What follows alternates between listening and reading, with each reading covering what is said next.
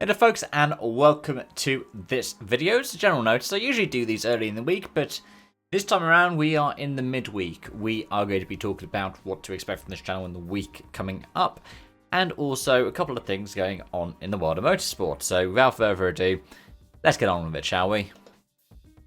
Starting off with this channel.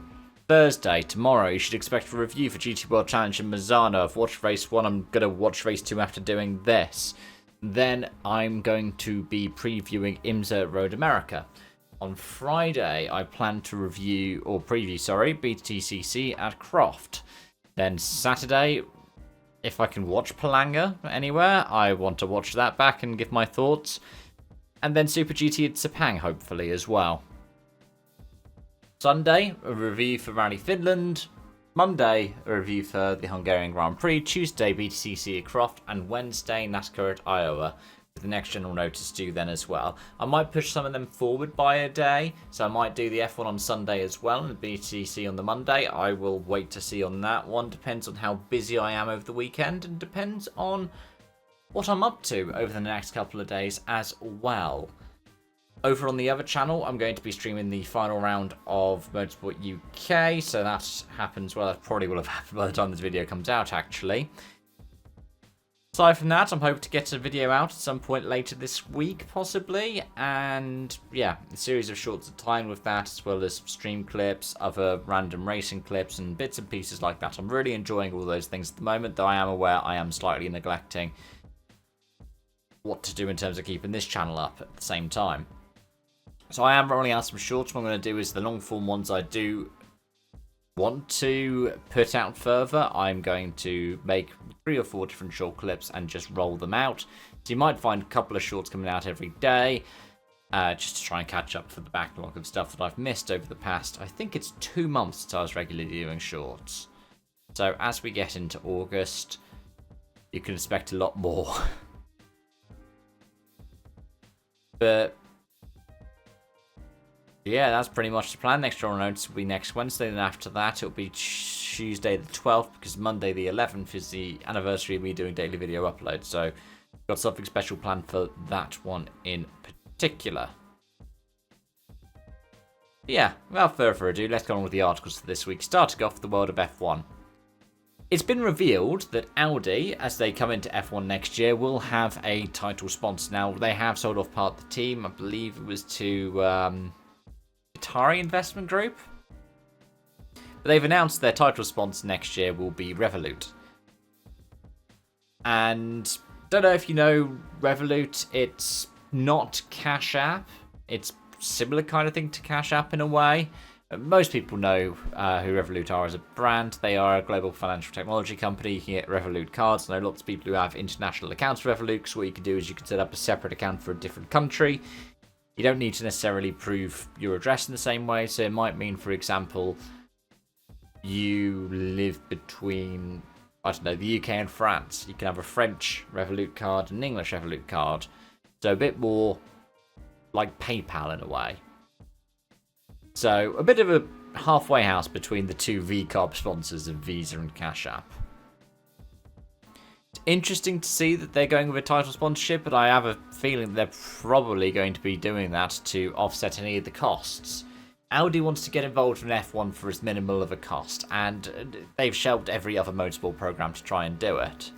So, to try and make it worth their while, they want to make sure that the value of the team is protected, the value of the assets they pick up is protected, whilst also not investing a massive amount of running cost in it as well.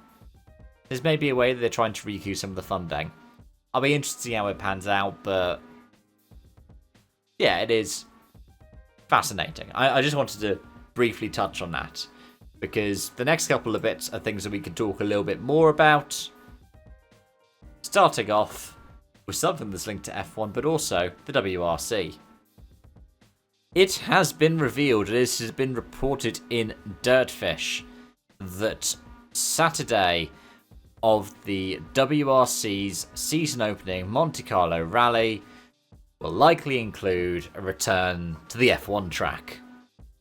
It was last used in 2008 and actually has been used a couple of times in the past. I love the inclusion of it, by the way, in Sega Rally 2.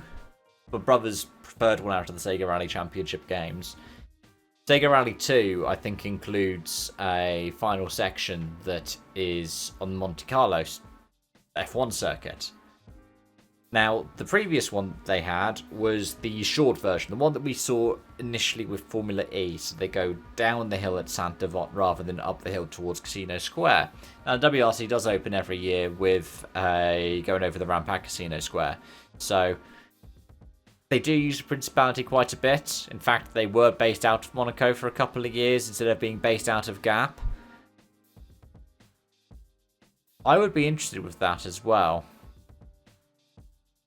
It would be quite nice. It'd be nice for spectator experience. It'd be nice for being able to win over the fans. And I think that Rally should continue to integrate these kinds of things, like super special stages that aren't, you know, your typical side-by-side ones. I love the one around the coast of Aberystwyth that they have in Rally Ceredigion, for example.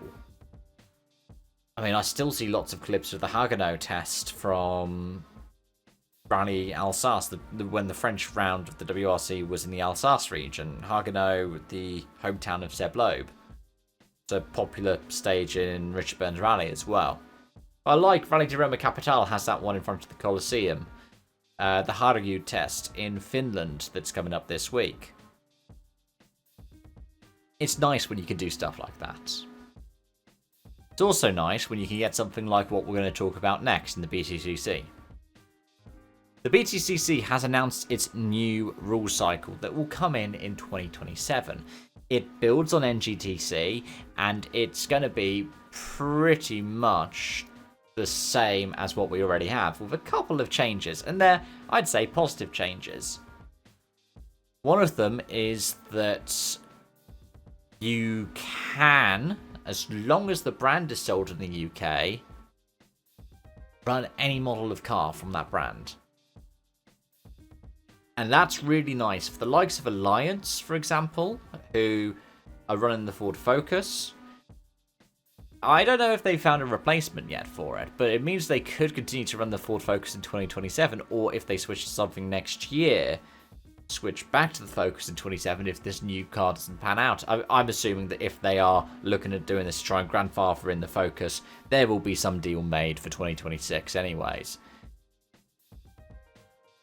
But it means that you can have all kinds of different varieties pop up.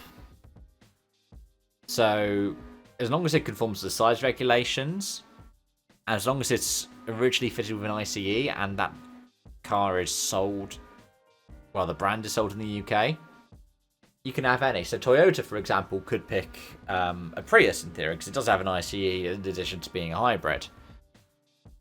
I'm just giving examples there. Hyundai would be the interesting one to see if they change anything, but it means that you could, for example, see those old Infinitis return as well. It also means that you're not at the whim of a brand if you're not a manufacturer team. So, for example, Cupra are not actually, you know, a works Cupra team. So if Cupra decide, for example, the Leon's no longer going to be on the British market, well, it was sold on the British market with an ICE, and Cupra is still on the British market, so we keep it. I think it's great.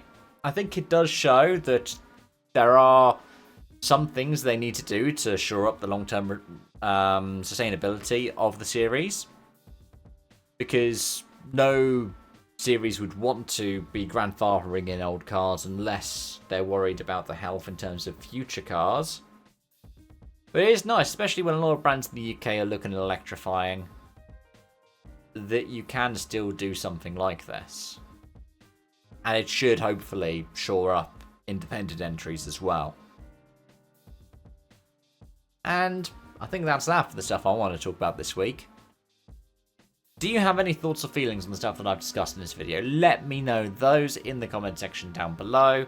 Thanks for watching and joining, as always, folks. And as always, as well, until next time, bye for now.